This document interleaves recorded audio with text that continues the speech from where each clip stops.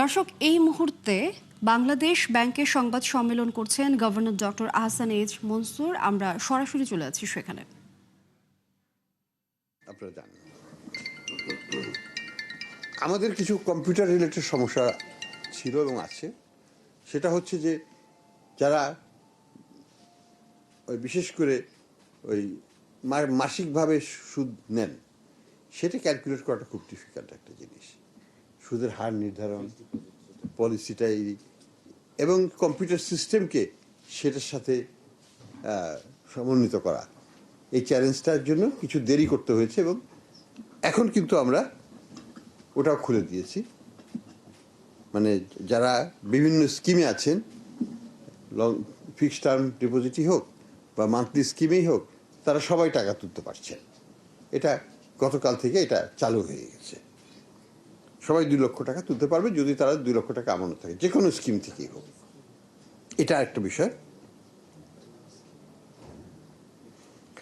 আর যদি মেয়াদ পূর্তি হয়ে থাকে তাহলে এটা রোল ওভার হবে, কিন্তু ইন্টারেস্টের টাকাগুলো আস্তে আস্তে সে তুলতে পারবে।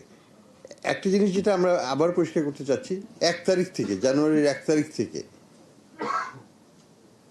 সরকারিভাবে পুরোপুরি বাজার রেটে ইন্টারেস্ট রেট দেওয়া হচ্ছে পূর্বের আমানতের উপর ইন্টারেস্ট রেট দেওয়া হচ্ছে। এবং সেই ইন্টারেস্ট রেটটা আপনাদেরকে আমরা একটা টেবিল দিয়ে দিব এই মিটিংয়ের পরে। এটা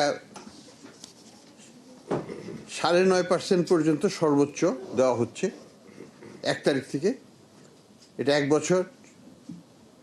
বছরের ঊর্ধ্বে হলে, 1 বছর বা তার ঊর্ধ্বে হলেই 9.5% করে দেওয়া হচ্ছে।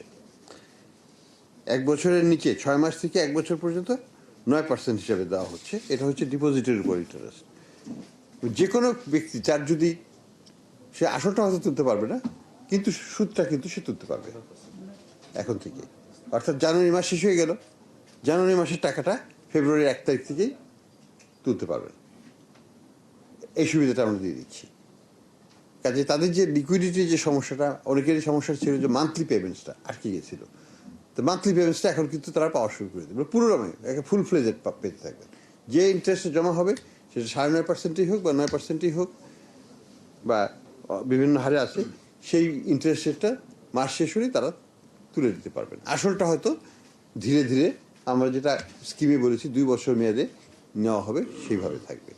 এটা কিন্তু তাদের সমস্যা বহুলাংশে লাঘব করে দেবে বলে আমরা মনে করি। বেশিরভাগ আমরা দেখেছি এখানে যেটা হয়েছিল, এই ব্যাংকগুলো খুবই উচ্চ হারে সুদ নিয়েছিল, সুদ দিয়ে এই মান্থলি স্কিমগুলো দিয়েছিল। দর্শক, বাংলাদেশ ব্যাংকের সংবাদ সম্মেলন করেছিলেন governor doctor Ahsan H Mansur. আমরা এতক্ষণ সরাসরি যুক্ত ছিলাম সেখানে।